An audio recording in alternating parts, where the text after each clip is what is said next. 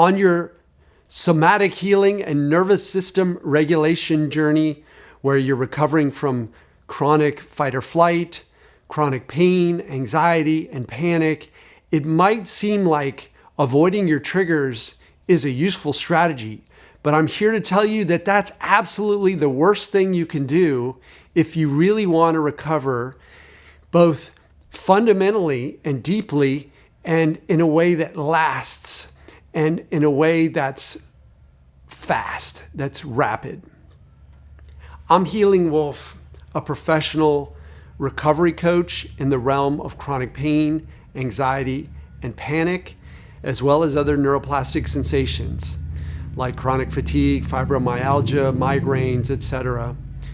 So I'm here to walk my clients through this jungle of recovery and make sure they make it safely beyond that deep, dark, and rainy jungle full of snakes and scorpions and parasites of all kinds.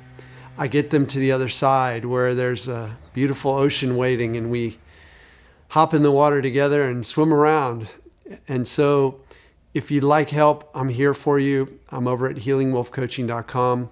But for now, let's get into the video and talk about this idea of avoiding your triggers, or being gentle around your triggers and walking around your triggers. It seems like it makes sense until you realize what's actually happening. And I call this, basically, I'm going to use a metaphor, walking around the rapids. So when I was a kid, I used to go whitewater rafting up in the Carolinas on the Chattooga River or the Nantahala River or the French Broad River. And so some of the rapids were pretty intense, and they had scary names like Hellhole or the Devil's Skull, or I can't remember exactly, but they were intense, like class 5 rapids, some of them. And I think that's as high as you can go, maybe 5, 6. Anyway, so when you walk around the rapid, sometimes we'd get out and walk around the rapid, and usually it wasn't to avoid the rapid. If the rapid was one where we were all going to need a synchronized sort of plan going into it, we'd walk around it, look at it, say, okay, this is where we want to come through, and this is where things could be dangerous or difficult or whatever, and then we'd go back, get in the boat, and run the rapid. So a lot of people on this recovery journey are understandably experiencing sensations which are so intense that it feels dangerous to actually expose themselves to those sensations and run that rapid. So they want to pull the boat around the rapid and keep going down the easy sections of the river. But what happens then is unconscious mind begins to see those things you avoid as even more dangerous. So you get more pain, you get more anxiety. Your mind is really locking in this idea that you shouldn't go near these things. So for example, if you had a traumatic past, and every time you think of that traumatic past, it feels like your nervous system is overloaded, that you're experiencing very intense emotions, anxiety, you're activated, things are really uncomfortable for you. Then you decide that you don't want to revisit that, and you begin to make a plan to recover by simply not going back in any form to that event or events that happened in your youth usually, or sometimes recently. Then unconscious mind begins to label that event as extremely dangerous. So then you get more and more sensations if you happen to casually think of it, or it comes up in a medical interview, or any other scenario. It could come up in a dream. It could come up in any sort of a form like that, where when you avoid it, it gets more powerful on an unconscious level. So you might not even realize that that's happening. You're walking around the rapid, and by walking around the rapid, you're showing your unconscious mind that that thing that's over, that's done, that you survived, that's history, you're showing your unconscious mind that it's dangerous, and it's not. So the strategy forward, I'm going to tell you at the end of the video, but this video is really for people who are very afraid and that fear level is so maxed out that they feel like they just can't handle any more exposure to that, whatever it is. Sometimes it's just a movement. Like for me, bedbound for a year, just sitting felt traumatic, felt horrible because I'd sat before and it hurt so badly and the flare would last for days. And so it could be anything. And so walking around the rapid, avoiding the trigger is going to get you more of what you don't want. And I'm saying that with deep compassion as somebody who's been through the worst of it. Whether it's avoiding certain foods, whether it's avoiding certain movements, whether it's avoiding remembering certain things and going to those places in your past and memory, or avoiding certain emotions, certain topics, whatever. It might feel like you're micromanaging your recovery in a way that's healthy, but I'm sorry to say that that's just going to make it more intense. And again, at the end of the video, I'm going to give you my recommendation as to how to navigate this. But the general idea is that you want to expose yourself safely. Now that's the key here. Safely and calmly and courageously and curiously to both the sensation that comes and possibly the trigger that might just be a memory. And to do that requires some skill. So you have somatic practices like I have on my website. The rose teaches the thorns how to pray. And I have some other, Eye of the Hurricane. I've invented and structured and come up with these somatic meditations, if you will. They could also be called somatic tracking. There's some different terms you can use, but essentially they're just meditations to lower your fear around something that your unconscious mind thinks is dangerous, but really isn't. Because what happened to you when you're 6 is no longer happening now. You're fully grown. There's virtually no possibility of that ever happening again to your adult form. And it's never going to happen again to that little you. That's absolutely impossible. And if I asked you to take me to a traumatic event in your past, and so we can go hang out there, we can't really do it except in memory or in visualization.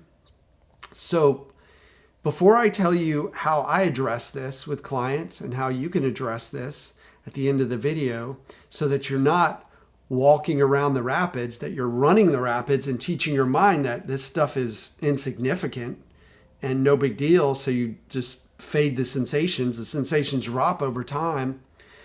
Before I do that, I'd love it if you subscribe to this channel. So please take a moment to do that. Give me a thumbs up and ring the bell so you hear about my new videos when they drop. I'm putting out some really interesting videos with new processes, so I want you to be on board with that, and I want to help as many people as possible. The wider this channel gets, the bigger it gets, the more people who are suffering. Hundreds of millions of people are suffering with chronic pain and anxiety and depression. These are all conditions that are completely solvable. So thanks for subscribing. Now I'm going to tell you what to do, how to run the rapid, how to make sure your unconscious mind sees those events in your past or those movements or those what people call triggers as no big deal. In general, you expose yourself to them, but it can be helpful to just touch on them lightly and not to, maybe you think of it, and then as you think of it, you move your mind to something very beautiful, wonderful, pleasurable, and you allow those connections to wire together. So you're thinking of something that happened that used to cause you some sensations of trauma sensations, anxiety, fight or flight, and then you're interrupting the signal. So with clients, I go on a journey and take the client not in any way to evoke the same response of the nervous system that happened during an event in the past, but to release the energy that's been stuck there. So we go together. We go in a way where it's like walking through the jungle and I'm in front of you and I'm a powerful wolf, or I'm a panther, I'm a grizzly bear, whatever animal you want to see me as. Sometimes I'm a giant. Sometimes I'm a sea captain. Sometimes I'm an Indiana Jones style character. Whoever is going to make you feel most protected. So for me, walking through the woods of something that happened, I love to have a big bear in front of me that I know is protecting me and loves me and cares about getting me better. So that's the role I take, and going with the client into the unconscious mind and getting the message to unconscious mind that that thing that happened is never going to happen again, and it's over, it's done. And there are a number of techniques that we do to get there. They're fun, they're interesting. Sometimes people will laugh as we go through those. So we're not going to, if we want to really recover, we're not going to walk around the rapids. We're going to maybe look at the rapids, touch on the rapids. And that's part of what I do as well, is go with a client, and we don't jump into the full body experience of what happened. We might just notice one or two things. It's like we're standing on the shore, we're safe, we're together. You've got a river guide guiding your raft down this rapid, and the guide is saying, well, look how that hydraulic is. Look at that standing wave. And here's exactly what we're going to do. I'm going to work the paddle as a rudder, and I'm going to position us here. And what I need you to do is to dig your paddle into the water, which means you fully engage in this heroic moment of shooting through the rapid. It's over before you know it, and you're safe on the other side. And then your unconscious mind says, wow, she did it. She went through the rapid. She went through that thing that used to be so traumatic, and nothing happened. She survived. She's fine. And that guide really got us through. And so that's the magic of moving through the rapid, of shooting the rapid, pow, right through the rapid, instead of walking around it completely and dragging your boat around and trying to stay in the calm water. That's not how you get better. Maybe some people can do it. I've never seen it. So enlighten me. If you feel like you have a strategy that worked, drop it in the comments. I'd love to hear about it. But my strategy remains the strategy that helped me most to recover, is that dramatic and curious and courageous and confident exposure. I worked with a number of coaches.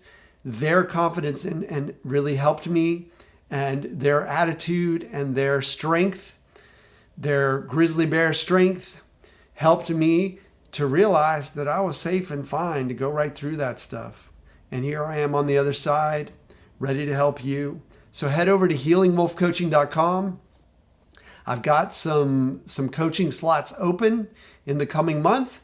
So I'm happy to work with you, and I'm happy to even do a free one-on-one consult where we can strategize together and figure out the best plan to move you forward and accelerate your somatic healing.